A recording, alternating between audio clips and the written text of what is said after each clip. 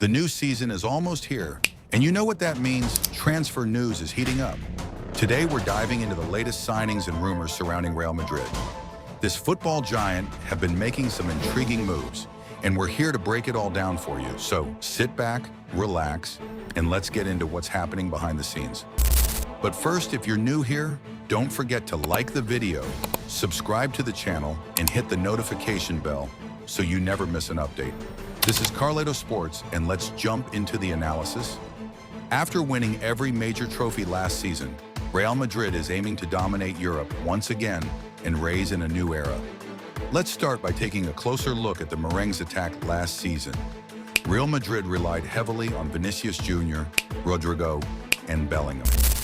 Vinicius held down the left wing, Rodrigo the right, and Bellingham played as a false nine, a playmaker just behind the forwards, but not quite an out-and-out striker. Vinicius operated almost exclusively as an attacking threat, free from defensive responsibilities. He was key to Ancelotti's strategy, often breaking down defenses with his incredible one-on-one ability. On the other side, Rodrigo took on more defensive duties while also supporting the attack, often linking up with Joselu, Brahim Diaz, or the young talent, Arda Güler. Joselu was brought on when a presence in the box was needed. He excels in aerial duels and adds an extra addition in the opponent's penalty area. Brahim Diaz, meanwhile, would sometimes replace Bellingham, creating more chances for Vinicius and Rodrigo, or stepping in on the wing. As for Arda Güler, he showed promise as a right winger, and with time, he's expected to develop into a world-class player, likely holding down the right wing position with his skillful left foot. Now let's talk about the midfield maestro, Toni Kroos, the team's engine. Kroos has recently retired, leaving Real Madrid in a bit of a dilemma. Kroos was the go-to for set pieces, corners, and long-range shots, and his long passes were a crucial part of Real Madrid's strategy. With 465 matches under his belt, Kroos boasted a 94% passing accuracy, a staggering number that most players could only dream of achieving in a single game, let alone over hundreds of appearances. So how will Real Madrid replace such an irreplaceable figure? That's the big question heading into the new season. Either Perez signs a new midfielder like Fabian Ruiz, or Jude Bellingham plays a new midfielder like Toni Kroos. The closest solution is for Bellingham to replace him, because Madrid won't buy a midfielder. And now we agree that Jude Bellingham won't play an attack in the new season. So what will he do? Will he sit on the bench? No, of course he will go back to the midfield like he used to. It's settled then.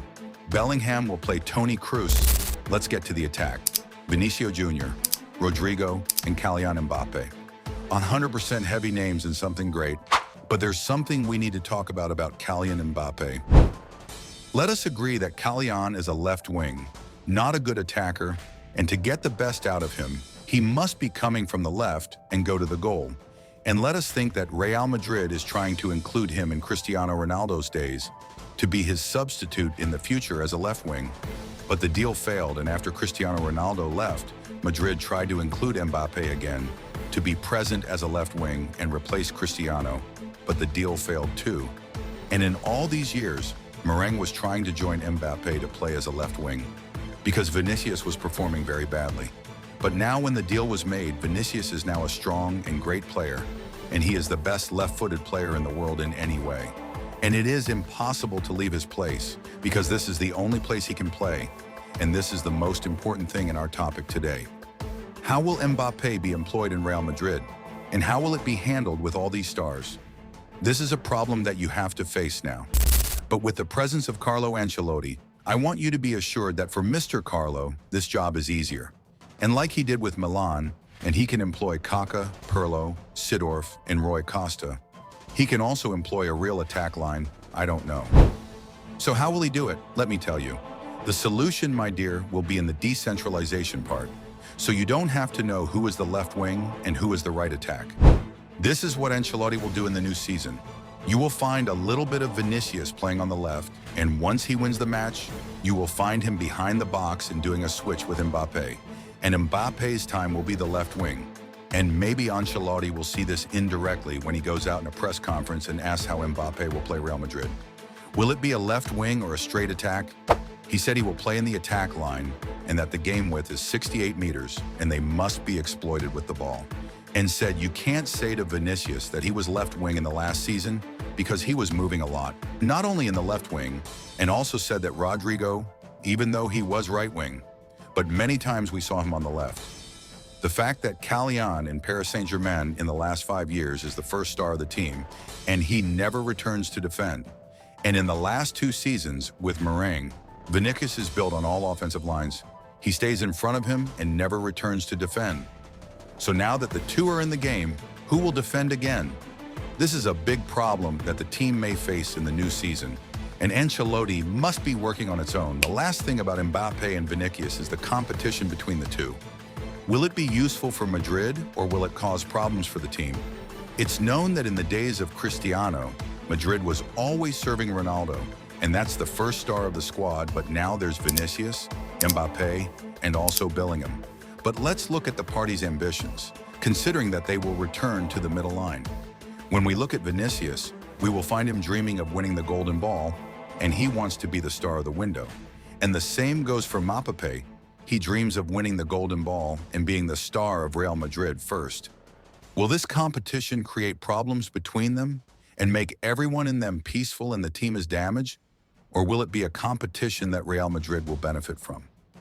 The answer is in the hands of Carlo Ancelotti, and he can solve all these problems. It's not an easy thing, my dear, and remember that Real Madrid's Galácticos failed because of the stars break, and that's why I told you everything about Real Madrid's attack in the new season. Don't forget the Brazilian talent Andric, the 18-year-old who joined Real Madrid in exchange for 47 million euros, and that's a great game, and I expect it to have a great future ahead, and in the new season will be a substitute for Kylian Mbappé in the center of the rightful attack. With his presence, he and Arda Güler on the edge of the field, you can assure Madrid that your team will succeed, and you know that behind Real Madrid's success, there is a great man. His name is Florentino Perez. Like the video, subscribe to the channel, and activate the notification bell so you don't miss any new. Here, Carletto Sports.